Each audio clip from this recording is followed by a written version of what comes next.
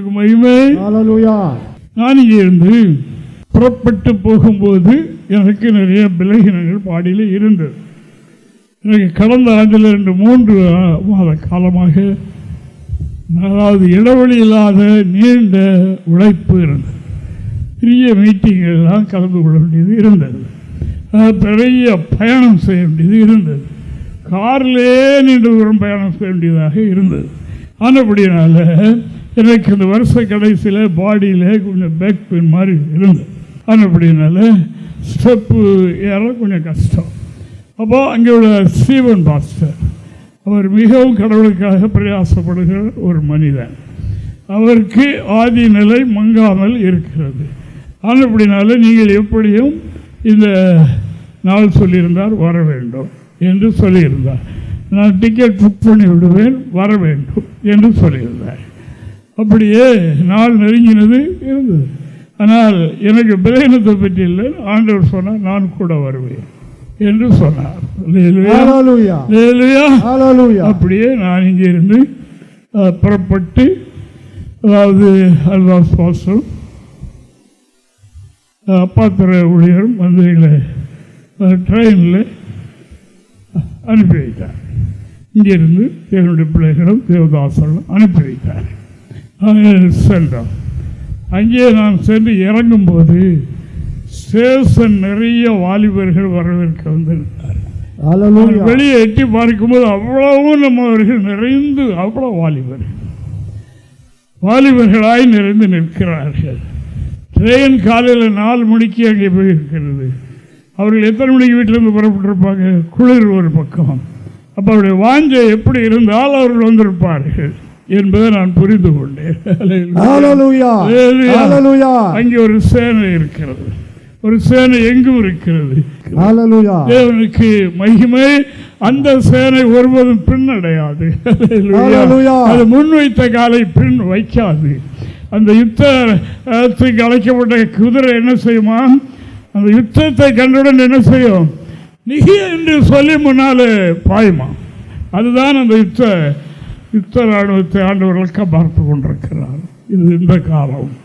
நான் அங்கே பார்க்கும்போது எனக்கு பெரும் மகிழ்ச்சியாக என்னுடைய உள்ளத்தை அது மகிழ்வூட்டுகிறதாக இருந்தது. அந்த லாட்ஜில் போக யார் வர அனுமதி இல்லைதானே ஒழிய சுற்றி அங்கே தான் அழைந்தார். வரும்போதும் அப்படியே பெரிய திரள் கூட்டம் வந்து அனுப்பினார்கள்.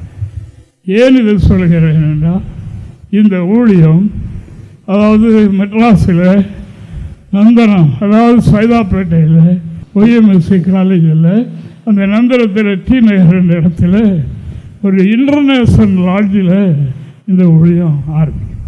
1976 நாங்கள் மொரிஷஸுக்கு போவதற்காக அங்கேயே தங்கியிருந்தான். பாஸ்போர்ட்டு மற்ற எல்லா காரியங்களுக்கும் ஏற்பாடு பண்ணினார்கள். எங்களை தங்க வைத்தவர்கள். அங்கே தான் முதலாவது முஸ்லீம் சகோதரன் சந்திக்கப்பட்டார், அபிஷேகம் பெற்றார். அப்புறம் அவருடைய குடும்பத்துக்கு தெரிய வந்து அவர் அப்பாவுக்கு 2 தாரம், நிறைய பிள்ளைகள்.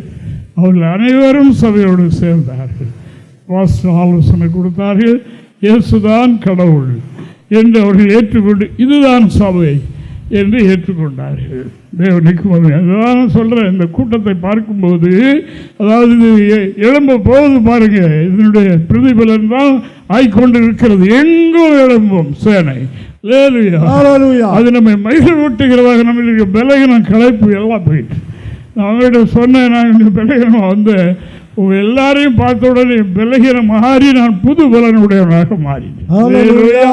உங்களை பார்த்து, உங்களுடைய உறுதியை பார்த்து, உங்களுடைய ஒற்றுமையை பார்த்து நான் அதாவது திடமனதாக ஆகிவிட்டேன் என்று சொல்லி அங்கே தங்கியிருந்த புதன்கிழமையிலிருந்து சனிக்கிழமை வரைக்கும் அந்த ஊழியத்தை சோபனை செய்ய ஆண்டவர் உதவி செய்தார். பலன் தந்திருந்தார்.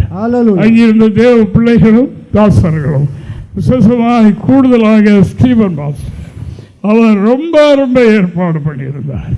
என்னுடைய இதெல்லாம் அவருக்கு தெரியும். அப்படி நான் ஸ்டெப் ஏறக்கூடாது என்று அவருக்கு தெரியும்.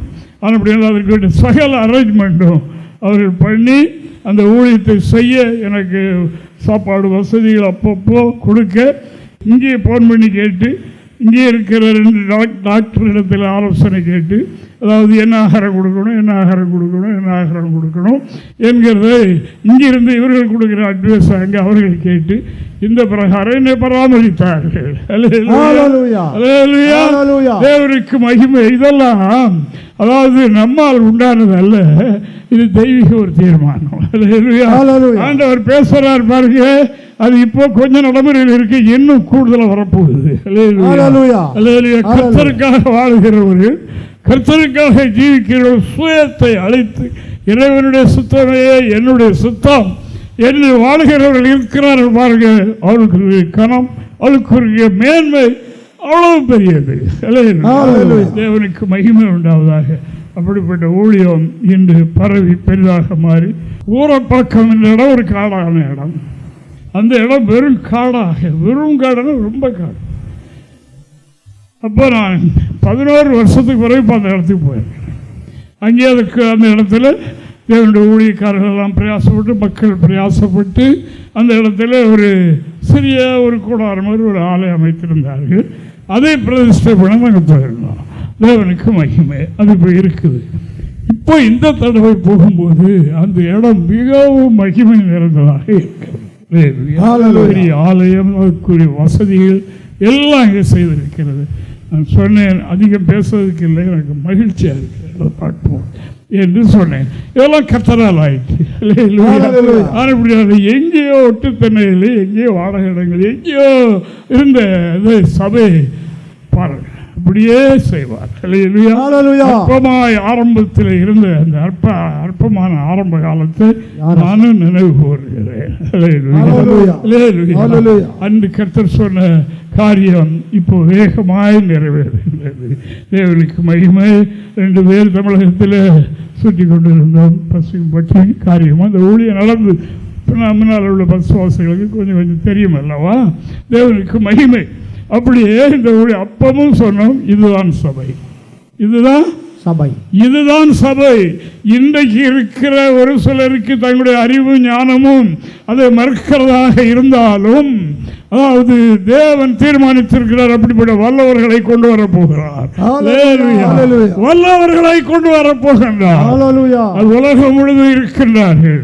அவர்கள் சுயமளிக்கப்பட்டவர்கள், சிலுவையில் அறையப்பட்டவர்களாக இருப்பார்கள். நான் என்னுடையது என்னால் என்று சொல்ல முடியாதவர்களாக இருப்பார்கள். என்னால் ஆயிற்று என்று அவர்கள் சொல்ல மாட்டார்கள், உள்ள எண்ணவும் மாட்டார்கள். தேவனுக்கு மகிமை. ஆனபடினால அவர்கள் தேவனுடைய சமூகத்தில் என்று அவர்கள் மறுபறவை அடைந்தார்களோ, ஞானசாரம் பெற்றார்களோ, அந்த ஒரு சிலுவையில் அறையப்பட்ட ஆயிற்று. என்னது ஆசையும், ஆசையனுடைய இச்சையும் இல்லையா? ஆமாம், இதெல்லாம் சிலுவையில் ஆசை, அதாவது செயல்முறையில் அழித்திருப்பார்கள், உள்ள இருக்கும் தெரியுமா? இல்லையா? சில ஜனங்கள் எகிப்தை தான் விட்டாங்க, எகிப்தினுடைய இச்சை விடவில்லை. அவர் சமயம் வரும்போதெல்லாம் அங்கே திரும்பி பார்ப்பாங்க. ஐயோ, நாங்கள் பானை சுற்றி உட்காந்து இறைச்சி சாப்பிட்டோம், கும்பரிக்காய் சாப்பிட்டோம், வெங்காயம் சாப்பிட்டோம், அது சாப்பிட்டோம், இது சாப்பிட்டோம், இங்கே ஒரே மண்ணா தானே, ஆனால் படைப்படி எகிப்துக்கு போயிடுவோம் என்று எண்ணி அப்படிப்பட்ட நிலை இன்றைக்கும் உண்டு, இன்றைக்கும் உண்டு. ஏன்னா அந்த ஆசை இச்சை உள்ள இருக்கு, பழைய இச்சை இருந்துகிட்டே இருக்கு. அது சந்தர்ப்பம் வரும்போது அங்கே இருக்கு. அப்படி இது முழுவதும் அழித்தால்தான் அப்படிப்பட்டவர்களை கொண்டு வரப்போகின்றார். அப்படிப்பட்டவர்களாக இருப்போம், இருக்க வேண்டும், இருக்க வேண்டும், அதை பற்றி கொள்ள வேண்டும்.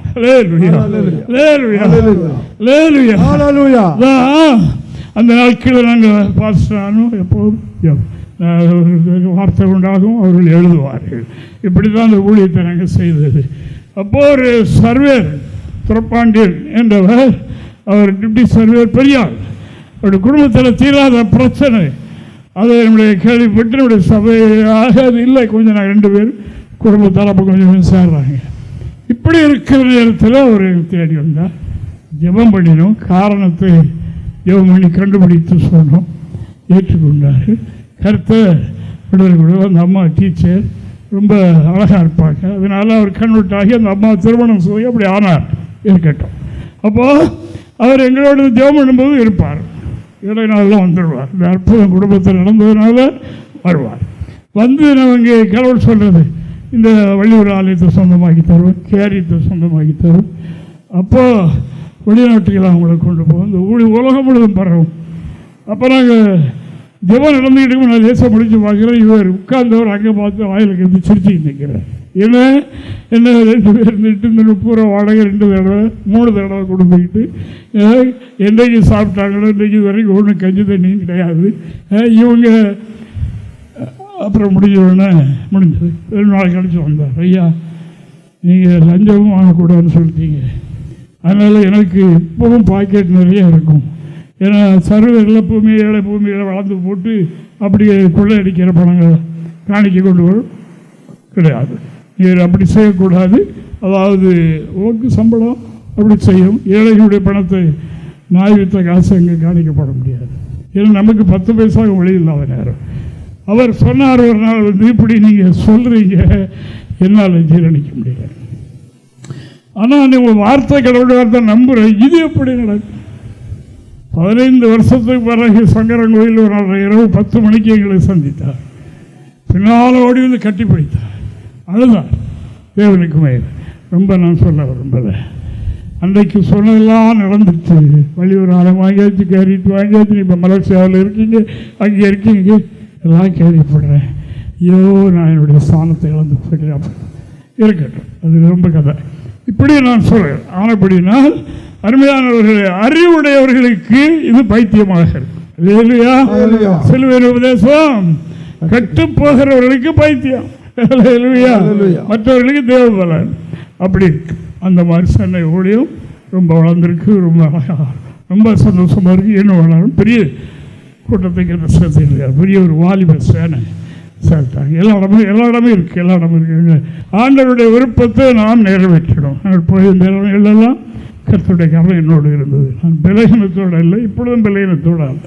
ஆனால் இப்படி கர்த்தரனை பலப்படுத்தி அங்கே செய்ய வேண்டிய காரியங்கள் எல்லாம் செய்ய மக்கள் திரளாய் கூடினார்கள். வருடங்களிலிருந்தெல்லாம் வந்து கூடினார்கள்.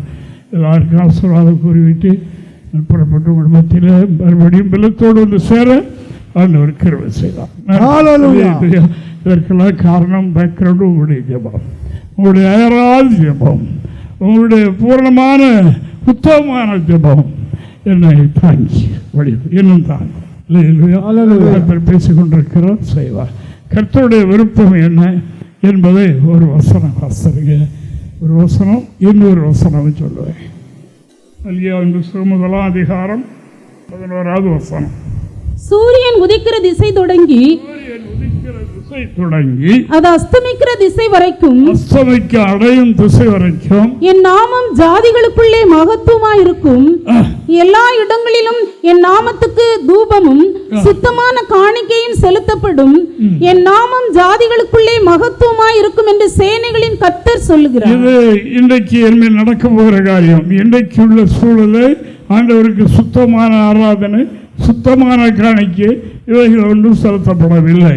அதுபடினால ஒரு இடத்துல 2 இடத்துல இல்லை, சூரியன் உதிக்கும் திசை தொடங்கியது அஸ்தமிக்கிற திசை வரைக்கும் உலகம் முழுவதும் சுத்தமான தூபம், பலிகள், காணிக்கைகள், ஆராதனை ஆண்டவருக்கு செலுத்தப்பட வேண்டும்.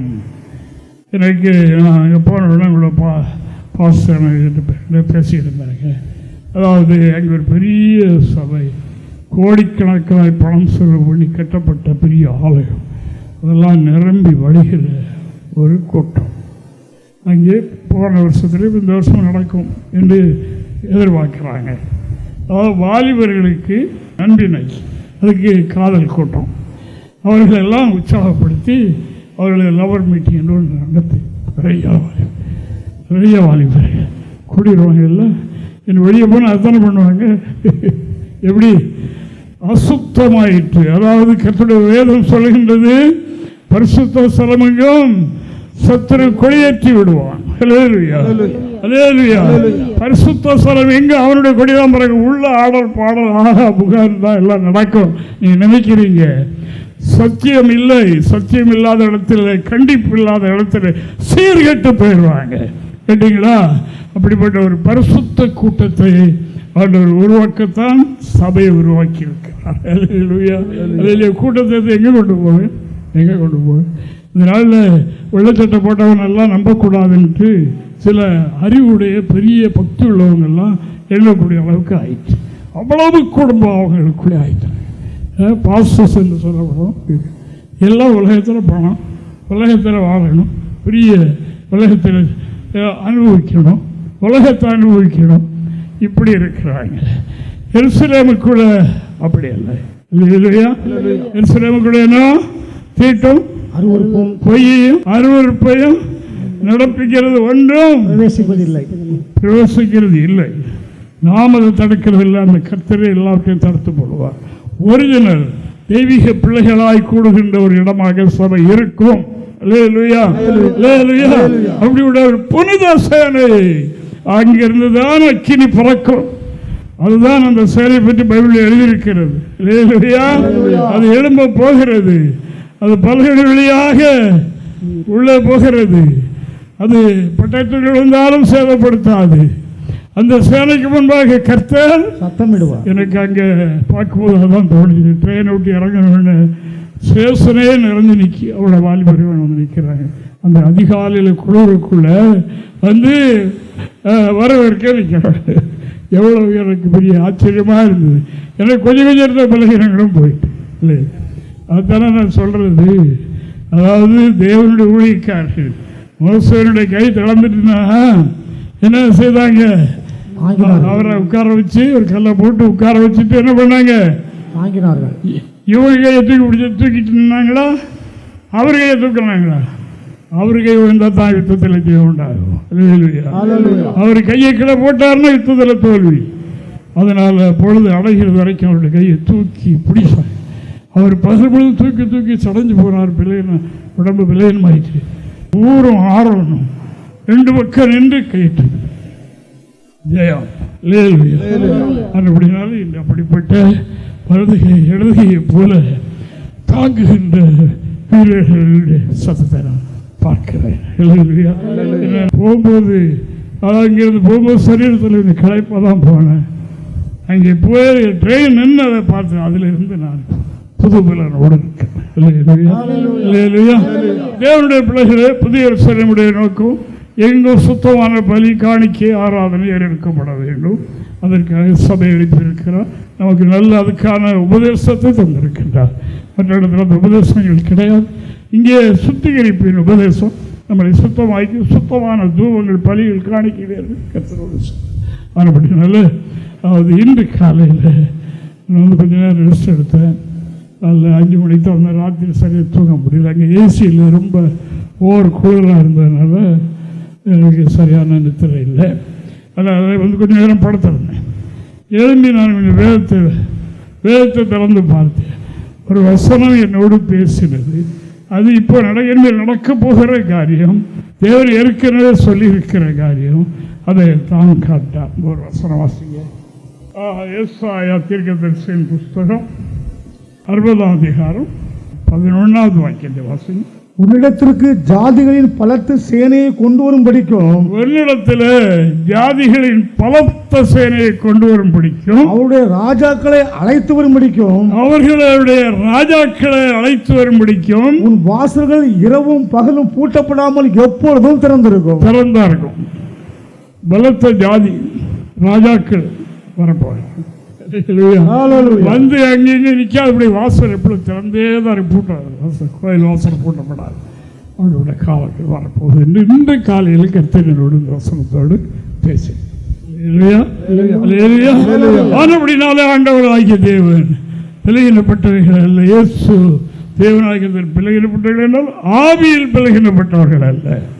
சரீரத்தில் பிழையினமானவர்களை தான் தெரிந்து கொண்டு பராக்கிரமர்களாக மாற்றுகிறார்.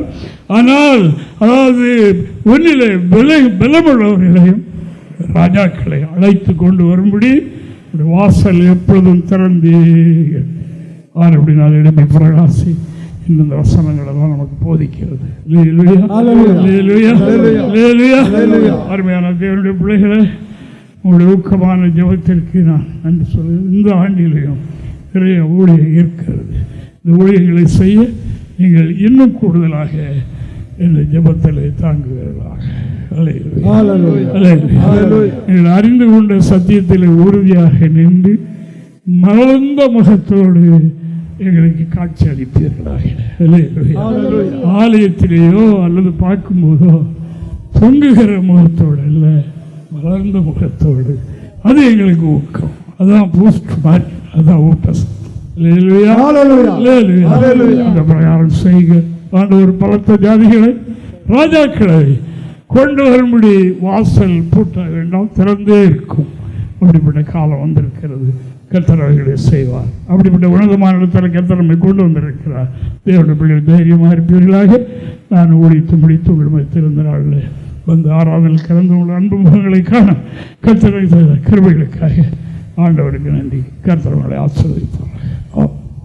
எங்களை தொடர்பு கொள்ள வேண்டிய முகவரி: புதிய எருசலேம் சபை, 3/248 A தெற்கு சானல் கரை, அனந்தன் பாலம், சாலேம் நகர், ஆசாரிப்பள்ளம் போஸ்ட், நாகர்கோவில் 629201. எங்களது தொலைபேசி எண் 89313126 மற்றும் 94895299462.